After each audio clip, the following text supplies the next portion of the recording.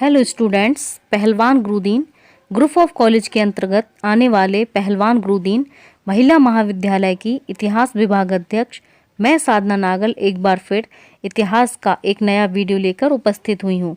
यह वीडियो आपके सिलेबस से संबंधित है। वीडियो को लाइक और शेयर जरूर करें। अपनी स्टडी को नियमित रखने के लिए पहलवान गुरुदीन के यूट्यूब चैनल को सब्सक्राइब करें और बेल आइकन दबाएं ताकि आपको नए वीडियो की नोटिफिकेशन मिलती रहे। इस वीडियो में मैं आपको पुनर्जागरण की विशेषताओं के बारे में बताऊंगी। पुनर्जागरण की विशेषताएं।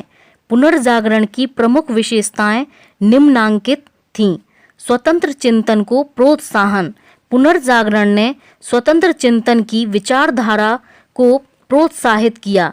मध्यकाल में व्यक्ति के स्वतंत्र चिंतन एवं विचारों पर धर्म का कठोर प्रतिबंध लगा हुआ था, परंतु पुनर्जागरण के कारण व्यक्ति ने स्वतंत्र रूप से चिंतन करना प्रारंभ कर दिया। पुनर्जागरण के कारण व्यक्ति परंपरागत विचारधाराओं को स्वतंत्र रूप से तर्क की कसौटी पर कसने लगा था। व्यक्ति वैज्ञानिक ढंग से किसी बात की व्याख्या करने के उपरांत ही उसे स्वीकार करने लगा था। स्वतंत्र रूप से व्यक्तित्व का विकास। पुनर्जागरण ने व्यक्ति को अंधविश्वासों, प्राचीन परंपराओं एवं धार्मिक बंधनों से छुटकारा दिलवाया ताकि वह स्वतंत्र रूप से अपने व्यक्तित्व का विकास कर सके। मानववाद का विकास।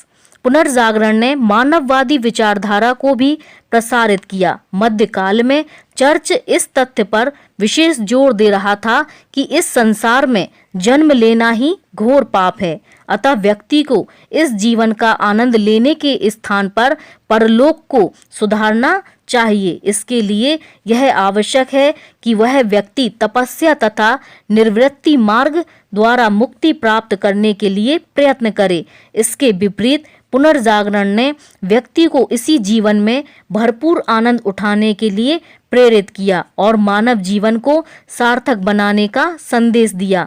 पुनर्जागरण ने व्यक्ति को धर्म और मोक्ष के स्थान पर समस्त मानव समाज के उत्थान के लिए प्रेरित किया। देसी भाषाओं का विकास। पुनर्जागरण ने देसी भाषाओं के विकास में अत्यंत महत्वपूर्ण भूमिका निभाई। यूरोप में अभी तक केवल यूनानी और लैटिन भाषाओं में लिखे गए ग्रंथों को ही महत्वपूर्ण माना जाता था, लेकिन पुनर्जागरण के कारण यूरोपीय विद्वानों ने जनसाधारण की बोलचाल की भाषाओं में पुस्तकों की रचना की ताकि जनसाधारण उनका अध्ययन कर सके, व्यक्तित्व का विकास कर सके। इस प्रकार पुनर्जागरण ने जनसाधारण की बोलचाल की भाषा को महत्व प्रदान कर देसी भाषाओं का विकास किया। राष्ट्रीयता की भावना का विकास। पुनर्जागरण काल में राष्ट्रीयता की भावना का विकास प्रारंभ हुआ, जिसके परिणाम स्वरूप पश्चिमी यूरोप में अनेक राष्ट्रीय राज्यों का उत्कर्ष हुआ। इन राज्यों के शासकों ने राजतंत्र को सुदृढ़ बनाने का प्रयास किया। वैज्ञानिक विचारधारा का विकास। पुनर्जागरण के परिणाम स्वरूप वैज्ञानिक विचारधारा का विकास हुआ। पुनर्जागरण के कारण व्यक्ति ने प्रत्येक विषय का निरीक्षण, अन्वेषण एवं जांच करना प्रारंभ कर दिया। इस प्रकार वैज्ञानिक विचारधारा ने मध्यकाल में व्याप्त अंधविश्वासों और कुरीतियों को अस्वीकार कर दिया। कला में यथार्थता। पुनर्जागरण काल की कला में यथार्थ चित्रण द्वारा नैसर्गिक सौंदर्य की अभिव्यक्ति हुई। प्रोफेसर अमीय प्रसाद सेन के अनुसार आरंभिक पुनर्जागरण कालीन सबसे आश्चर्यजनक गुण था उसका नैसर्गिक सौंदर्य। यह एक ऐसी शैली थी जिसमें कुछ भी अप्राकृतिक नजर नहीं आता था। कहीं भी ऐसा नहीं लगता था कि अतिरिक्त श्रम किया गया है। लियोनार्डो डी विंसी, राफेल और माइकेल एंजेलो की चित्रकला में यह विशेषता दृष्टिगत होती है। पुनर्जागरण काल की चित्रकला में सहज सौंदर्य व प्रकृतिवाद के दर्शन होते हैं, जो वास्तविक मानवतावादी शैली है। वाणिज्यवाद व पूंजीवाद।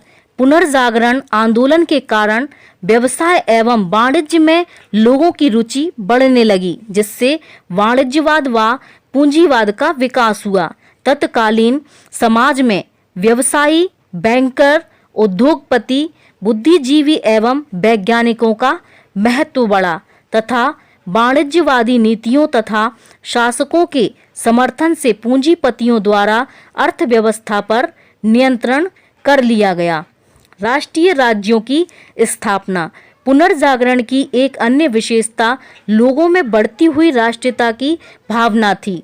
चर्च का प्रभुत्व समाप्त होते ही शासक तथा जनता अपने देश को समृद्ध तथा शक्तिशाली बनाने का प्रयास करने लगी। वाणिज्य व्यवस्था, उद्योग, व्यापार, सैनिक व लोकतंत्रीय व्यवस्था की स्थापना द्वारा अपने देश को उन्नत बनाने की राष्ट्रीय भावना लोगों में जागृत हुई। परिणामतः शनै शनै राष्ट्रीय राज्यों की स्थापना होने लगी। शिक्षा व्यवस्था में सुधार। पुनर्जागरण की विशेषता यह भी थी कि तत्कालीन परंपरागत व्यवस्था में विद्यालय एवं विश्वविद्यालय के पाठ्यक्रमों में नवीनता का समावेश हुआ। विज्ञान व गणित के अध्ययन पर विशेष बल दिया गया। इसके अतिरिक्त शिक्षकों की नियुक्ति के द्वारा भी शिक्षा व्यवस्था में सुधार किए गए।